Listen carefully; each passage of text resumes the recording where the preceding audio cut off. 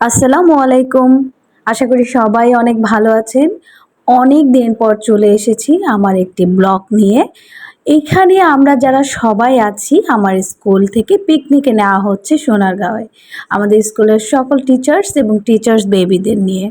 পিকনিকে যাওয়ার জন্য অনেকেই রাজি ছিল না, আবার অনেকেই রাজি ছিল।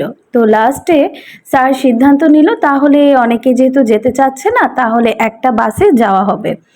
তো একটা বাস নেওয়ার পর দেখা গেল যে মাঝখানে অনেক টিচার রাজি হয়ে গেছে, তাদের বেবিও অ্যাড হয়ে গেছে, আমাদের জায়গা কম ছিল। তো যাই হোক কষ্ট করে যেভাবে হোক সবাই বসে একসাথে গেলাম। কেউ অবশ্য দাঁড়িয়ে থাকতে হয়নি, সবাই বসার জায়গা পেয়েছে আলহামদুলিল্লাহ। এই হচ্ছে আমার দুইটা টুকটুকি, আমার আয়ান বাবা আর আয়ানের ফ্রেন্ড উমরা, দুইটারই দাঁত পড়ে গেছে মাশাআল্লাহ। সামনে দুইজনের দাঁত নেই, দেখতেই খুব হাসি লাগে।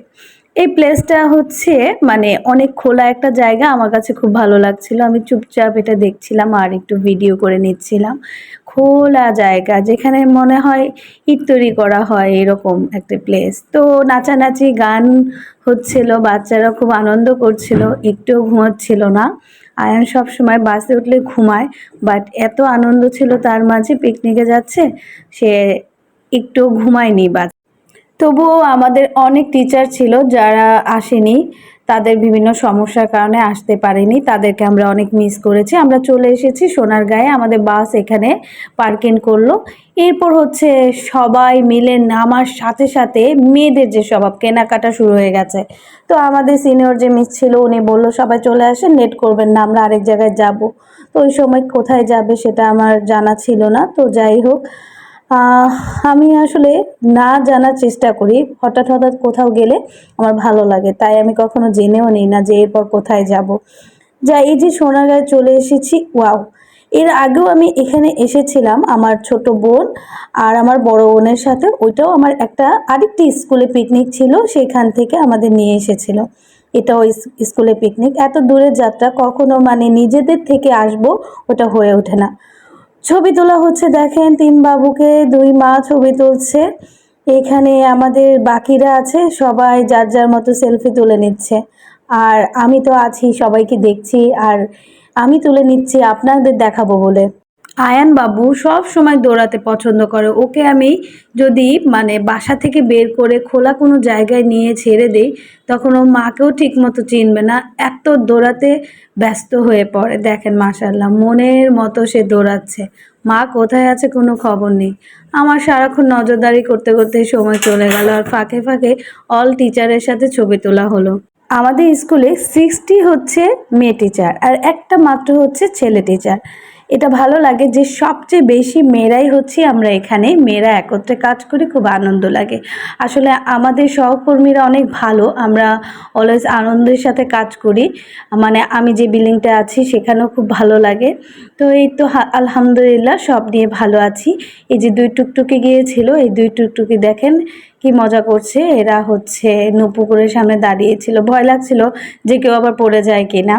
সোনারগাঁয়ে এর আগে এসেছিলাম প্রায় মনে হয় 15 বছর আগে, মানে আমার বিয়ে হওয়ারও আগে, সাথে আমার বোনেরা ছিল। তো এখানে আসার পর আমার বোনদের কথা মনে হচ্ছিল যে অনেক বছর পরে এসেছিলাম, এখানে অনেক ডেকোরেশন আর কিছু চেঞ্জ হয়েছে। তো তখন যেমন ছিল ওই রকমটা নাই, হচ্ছে বাগান। এখানে ফাঁকে আমি আবার টিচারদের সাথে ছবি তুলেছি, সেটা ভিডিও করা হয়নি। ফার্স্টে মিসরা তুলছিল, পরে আমিও ছবি তুলেছি। আমাদের বহুত ছবি উঠেছে এখানে সবাই একসাথে। এটা একটা বাঁশের কি বলে পার হওয়ার জন্য, যেটা মইতো না কি যেন একটা বলে, বাঁশের পুল বলা হয়, হ্যাঁ মনে পড়েছে, বাঁশের পুল। এটা পার হতে সত্যি খুব ভালো লাগছিল, গ্রামের মনোরম একটা দৃশ্য ছিল। এই দিনে আবহাওয়াটা একটু মানে অন্যরকম ছিল, মাঝে মধ্যে প্রচণ্ড রোদ উঠছিল, আবার মাঝে মধ্যে বাতাস হচ্ছিল, হালকা রোদটা কমে যাচ্ছিল। যখন রোদটা কমে যাচ্ছিল তখন খুবই ভালো লাগছিল, কিন্তু প্রচণ্ড রোদ যখন উঠছিল তখন খুব খারাপ লাগে, প্রচণ্ড গরম লাগছিল। যেমন খোলা জায়গা তেমনি খোলা বাতাসও লাগে, তখন ভালো লাগে। কিন্তু যখন খোলা জায়গায় প্রচণ্ড রোদ ওঠে তখন প্রচণ্ড পরিমাণে তাপ লাগে। বাচ্চাদের বায়না শুরু হয়ে গেল, দোলনা দেখা যাচ্ছে, খেলনার অনেক কিছু দেখেছে, এই উমরা তো শুরু করে দিয়েছে, আমি খেলবো, আয়ানও বলছে আমি উঠবো, বাট ওরা চরকিতে উঠতে চাচ্ছিল। আমি একদমই চরকিতে দিতে চাচ্ছিলাম না, কারণ হচ্ছে আমি নিজেও চরকিটা খুব পছন্দ করি, কিন্তু লাস্ট আমি যখন উঠেছিলাম আমার প্রচুর পরিমাণে মাথা ঘোরাচ্ছিল, পরে আমার আনন্দটা মাটি হয়ে গেছে।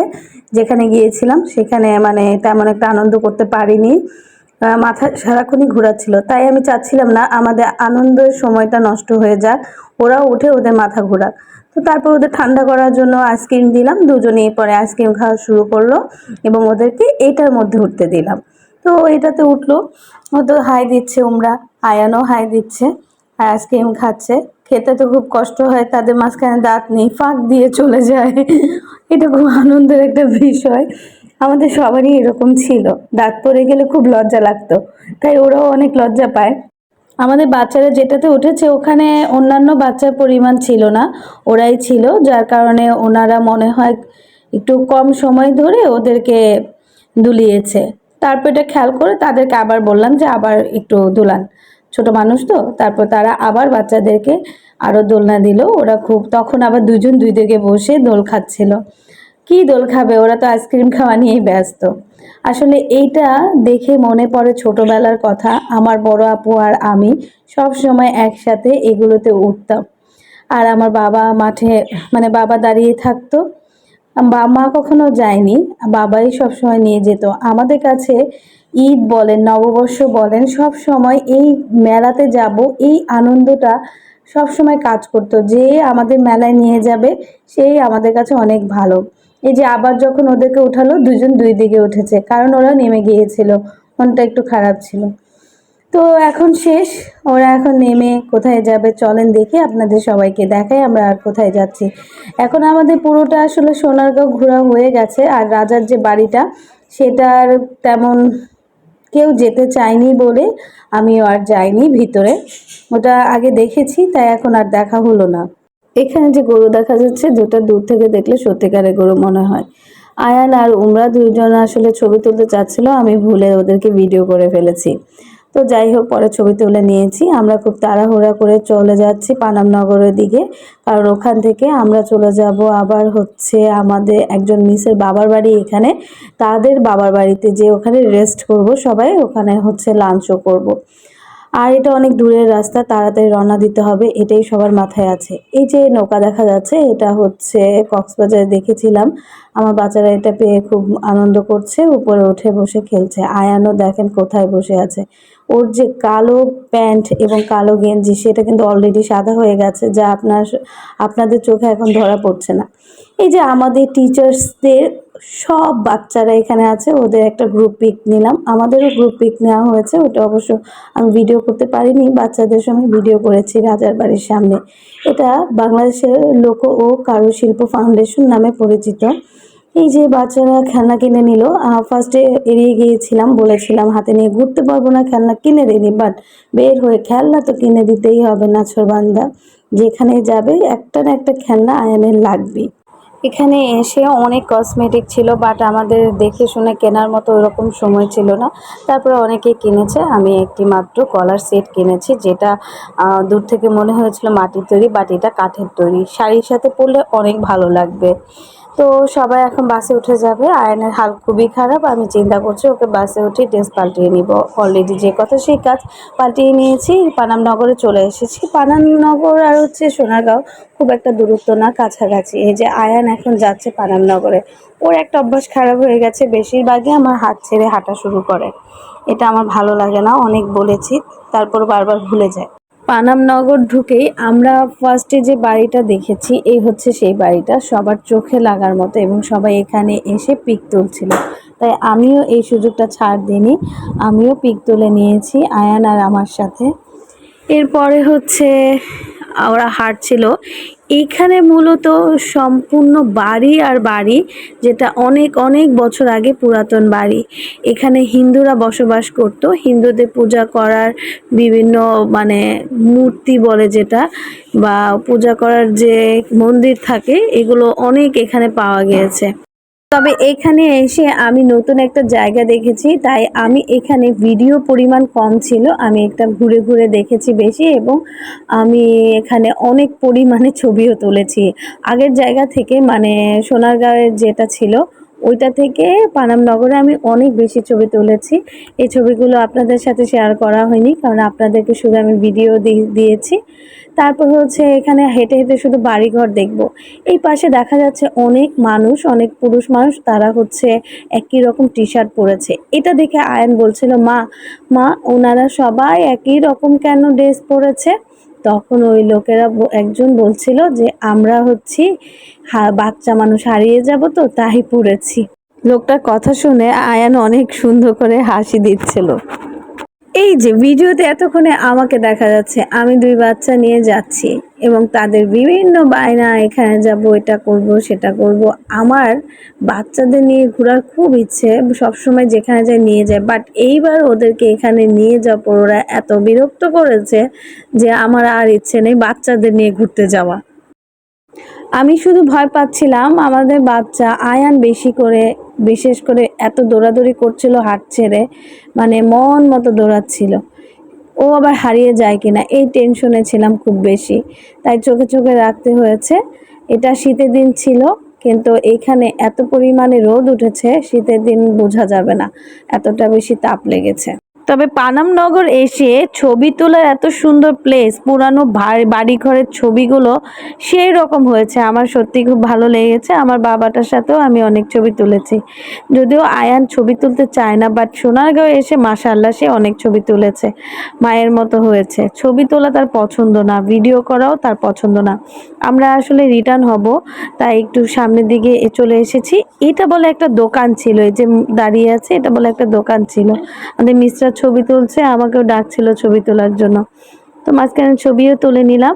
আয়ান চলে গেল মন্দিরে, এখানে মানে ও বলছিল এখানে পুতুল আছে, বাট এটা হচ্ছে হিন্দুদের মূর্তি, তারা এখানে পূজা করে, এখানে মন্দির লেখাই আছে। তো জায়গায় জায়গায় এরকম অনেক মন্দির আছে, পুরো হিন্দু যারা ছিলেন তারা এখানে থাকতেন। এটা বলে একটা দোকান ছিল, এখানে বিক্রি করা হতো দৈনন্দিন জীবনের খাবার দাবার, মানে মুদি দোকানে যা যা থাকে এটা এরকম ছিল। পানামনগর থেকে বের হয়ে সরাসরি চলে যাচ্ছি আমরা মিসের বাসায়। তো বাসে উঠে গেলাম, আসলে আর বসতে ইচ্ছা করলো না, এখন খুব কাছাকাছি চলে আসছি। মিসের বাসা এখান থেকে দূরে না, খুবই কাছে।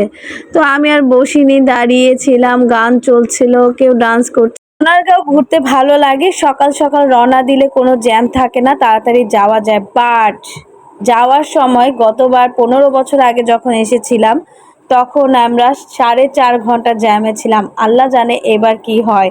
সত্যি বলতে এইবারও আমাদের প্রচুর পরিমাণে জ্যাম ছিল, যাওয়ার সময় প্রচুর পরিমাণে জ্যাম ছিল, আসলে বলার বাইরে। প্রায় অনেকেই অসুস্থ হয়ে যাচ্ছিল। যাওয়াটা সহজ, উত্তরায় আসাটা অনেক কঠিন। এখানে জ্যামটা মানে হয় সব সময় থাকে, আরও ছুটির দিন ছিল, তো ছুটির দিনে জ্যামটা থাকবেই। আমরা এখন সবাই চলে যাচ্ছি আমাদের ফারহানা মিসের বাসায়, তার বাবার বাড়ি এখানে। যদিও এখানে তার বাবার বাড়িতে কেউই থাকে না, ওনার এখানে চাচারা আছে, আত্মীয় স্বজন আছে, তারাই আমাদের জন্য খাবার দাবারের ব্যবস্থা করেছে। সবাই আমরা যাচ্ছি লাঞ্চ করতে, সবাই আসলেই অনেক টায়ার্ড, সবাই অনেক ক্ষুধার্ত। তো আমার কাছে ঘুরতে ভালোই লাগছিল, তবে বেশিরভাগ আমার দরকার ছিল মুখে পানি দেয়া, হাত পায়ে পানি দেয়া, কারণ এত পরিমাণে তাপ ছিল, শীতকাল থাকলেও রোদের পরিমাণ বেশি ছিল। আমরা খাওয়া শেষে সবাই রেস্ট করছিলাম, বাট আমাদের একমাত্র স্যার এবং বাকি যে ছেলে বাচ্চারা আছে একটু বড়, ওরা এখানে ফুটবল খেলতে নেমে গিয়েছে। আয়ান আবার ওদের সাথে খেলতে পারবে না, ও খুব ছোট, যার কারণে এখানে দাঁড়িয়ে দাঁড়িয়ে মানে বেলকুনির গ্রিলে দাঁড়িয়ে ঝুলছিল এবং খেলনা মানে সবাই খেলছে ওটা দেখছিল।